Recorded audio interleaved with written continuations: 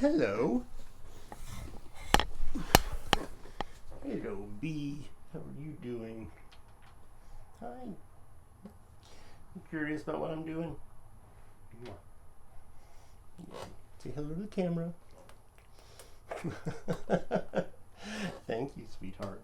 Howdy, y'all. My name is Nicholas McIntire, and I am an epic fantasy author. My debut novel, The Hunter's Gambit, is out now, and the sequel, A Wicked Wind, will be coming out in September. Today, I'm going to be talking to you about something that is very, very subjective, and that is creative process. More accurately, my creative process. I get asked about this a lot. I was doing a couple of signings in February, and when I was interacting with readers, their questions went in one of two directions. The first was, is this an audiobook? And I had to say, not yet, although that is definitely something I am pursuing. I would love for Audible to reach out and finance the whole thing. I might even start a Kickstarter to make it happen, because it is literally the #1 question I get asked. But entirely possibly around September or October later this year, if I get zero interest on that, I'll probably just do it myself. Not read it myself, because bleh, but produce it myself, I suppose. So this video was inspired by Kent Shawn. The link to his video is down below. I've been thinking about it for a while, but then I saw his video, which I thought was wonderful, and it kind of gave me a kick in the pants to create my own, because like him, and this might piss a lot of people off, I do not believe in writer's block. I have been doing this, seriously pursuing this as a career for 28 years, and there are moments, of course, where you just don't have the energy or the spark inside you to want to sit down and create something. And that is totally understandable. It happens to all of us. But this sort of romanticized notion that you can be blocked and your muse stops talking to you and your creative well just dries up and there's nothing you can do about it really bothers me, because I think it's making something very common into this romantic sort of curse that isn't a real thing. It is if you give it power, if you spend your emotional energy on it and feed into it. But in this video, I'm going to talk in part about why I don't believe it's real, and how I view it and how I get over it. So, sort of aside, I write to music exclusively. When I'm not poetry, but everything else, I write to music. And there are a couple of elements to the songs that I choose for my playlist, and I will do probably a series of videos about music and how I use it later on.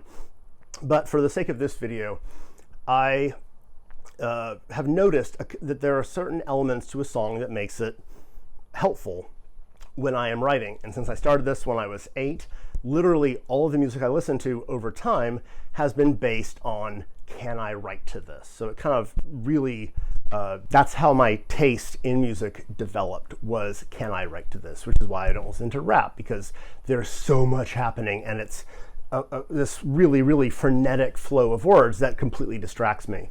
I love Dolly Parton. She's amazing, but some of her songs are stories, and that's true in quite a bit of country music, and that throws me off as well. So I don't typically listen to anything that is a story.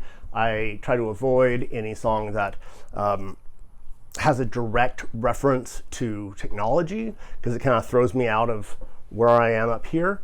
But by far, my absolute favorite artist of all time, and coincidentally, my favorite person to write to, is Tori Amos. If you know who she is, you probably are aware of just how incredible she is as a songwriter and as a musician. I don't think I've ever seen anyone play the piano like it's an organic thing like that. And incidentally, I have found that listening to piano playing makes me type faster. It kind of energizes me. But the thing that is so great about her music is it's not super apparent what she's talking about. In fact, a lot of people have difficulty figuring out what she's saying half the time, but there's a ton of emotion in it. And you can tap into that emotion and then pour that onto your page.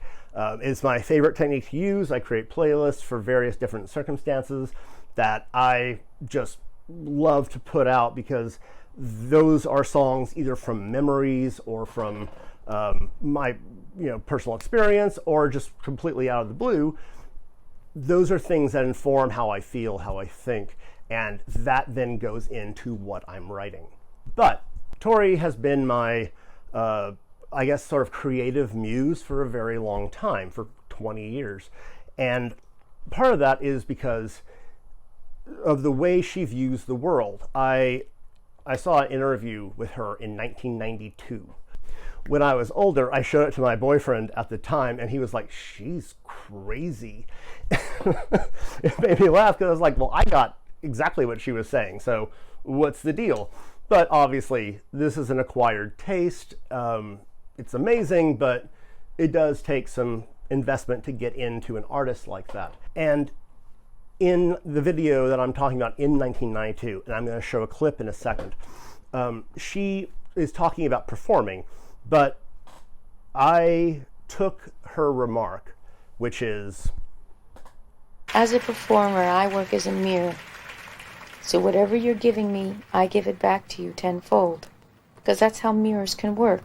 When all this love is coming to you, and all this projection is coming to you, and all this stuff is coming to you, what an audience really is doing is they want to give it to themselves. Performers do have this power. They can keep what you're giving them and not give it back. It's how you think. You can stop the wheel. You have to keep the wheel going, which is intake, outtake. So I heard that when I was 16. Over time, I've developed a lot of theory about what I do, how I do it, why I do it, all that sort of thing. And when I heard her talk about that wheel, in my mind, it became sort of ingrained in me. I thought what she was saying was what I ultimately came up with, which is creativity is a wheel. It's got input, output. You have to keep the wheel turning. You have to keep it somewhat balanced. Because if you sit down and you decide, I'm going to write a novel today, and you just start going and you write for a month nonstop, but you're not filling up your, I think Alexa Dunn mentions that like a creativity well. If you're not keeping that full, you're going to run dry at a certain point, and everything's just going to grind to a stop. So when it comes to writer's block, when I'm working and I'm writing 50,000 words in a month or something like that, and then I can feel everything sort of slowing down, and I can feel like the well that I'm tapping, that I pull my energy from, I can feel that it's running low. That doesn't tell me, hey, you're blocked. That tells me, hey, you've met your max output level.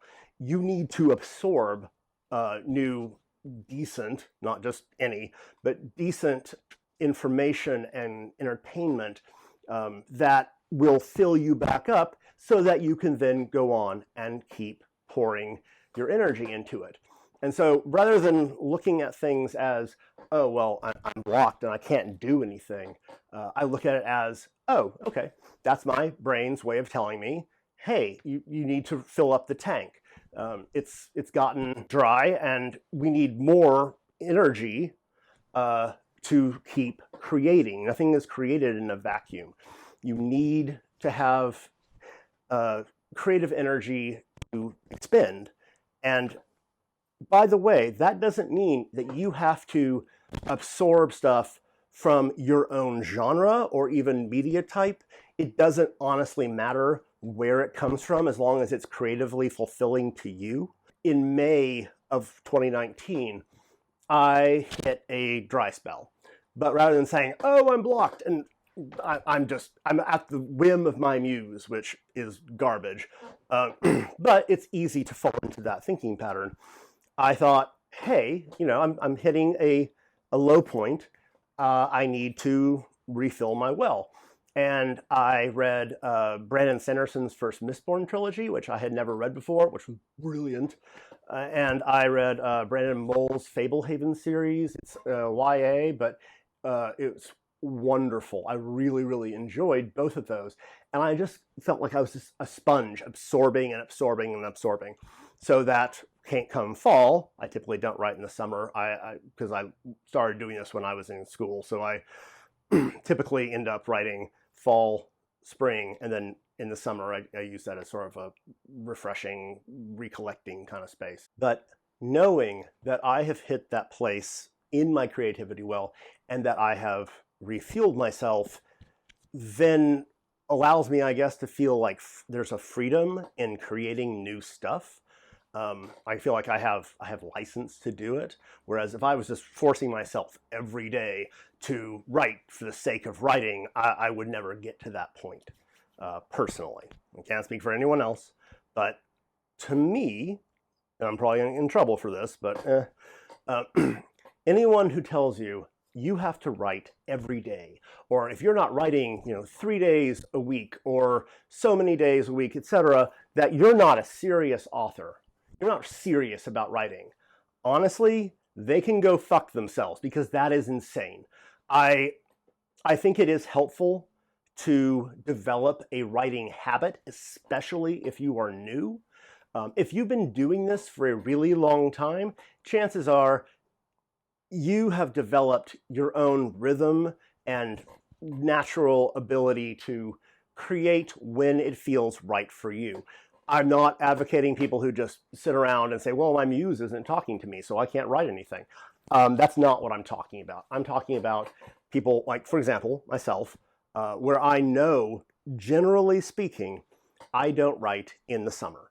I know it's part of my process, and I write a ton in the other 2 seasons, well, 3 seasons. But from the beginning, when it gets cool, and it's usually around my birthday, and when the air hits a certain temperature, I can feel it. And that's when my brain is like, oh, we're supposed to do this again. And that goes until it starts really, really warming up. And then at that point, I know, like, okay, well, I can feel my creativity kind of waning. And that's when I say, I'm not blocked. I just need to, get the input part to keep the wheel turning.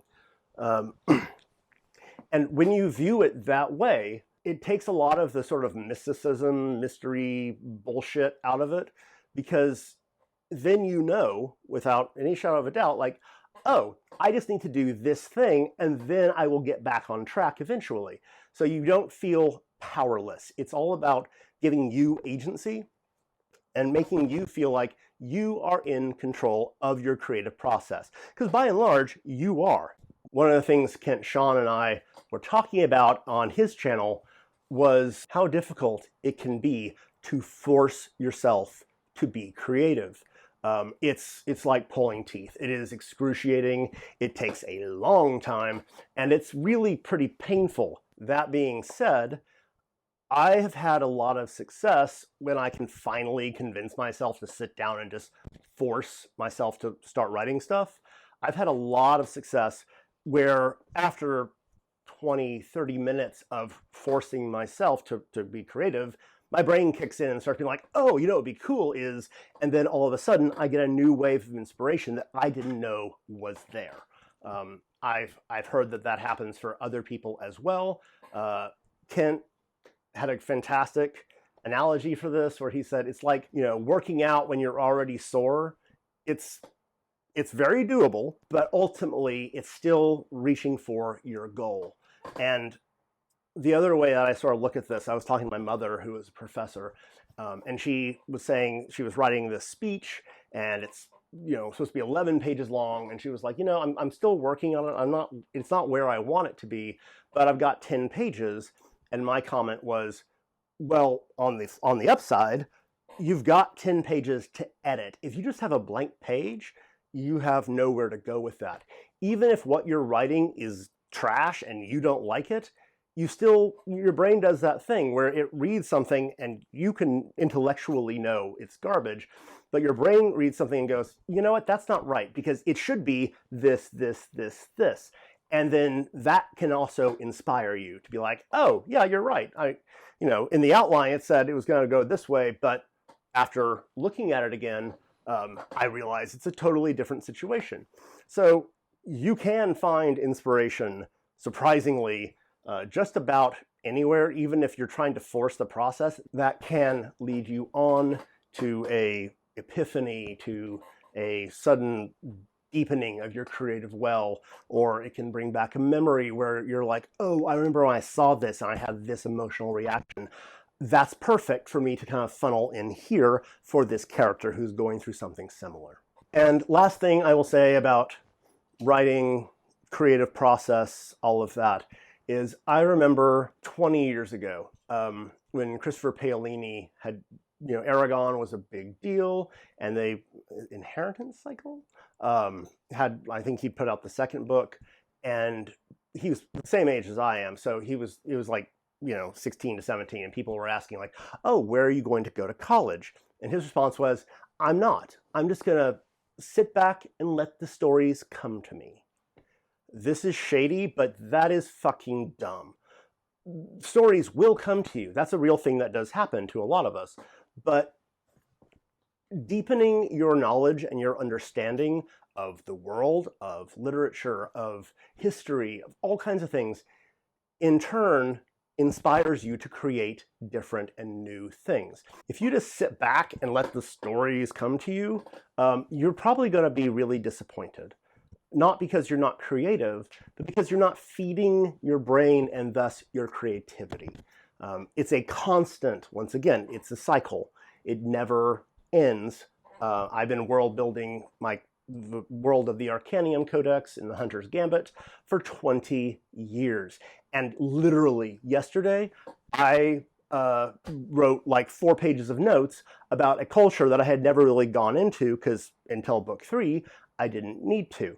It doesn't end. You have to be very careful that you don't contradict yourself, but it's a lifelong process. So I'm not saying that you have to, get a crazy level of education or anything to be a real writer. That's not what I'm saying at all.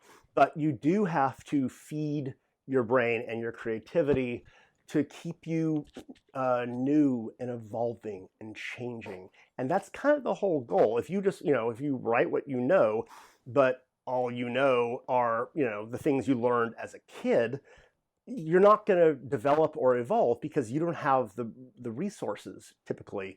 You don't have that input that's coming in so that you can then turn around and keep the wheel going. And to me, in my creative process, that is essential. That's everything. All right, that's going to be it for today. I will probably do a series about creative processes, my processes, and anyone else's who wants to volunteer. If you want me to talk about specific issues within the creative process, let me know in the comments below. Please like and subscribe if you enjoyed this video, and ring the bell to be notified when I post new videos. Once again, if you made it this far, my name is Nicholas McIntire. I am the author of the Arcanium Codex. My debut novel, The Hunter's Gambit, is now available in paperback from all kinds of places, as well as ebook currently for Amazon only, but at the middle to end of March, that's going to be changing and will be available a lot of other places. So thank you guys so much for watching. It really means a lot to me. Comment if you have anything that you want to say. If you think I'm the devil and I'm totally garbage in what I'm saying, that's fine. I would love to hear about it. I post new videos on Mondays with potential bonus videos sprinkled in between. All right, I hope you all have a wonderful day, and I will see you soon.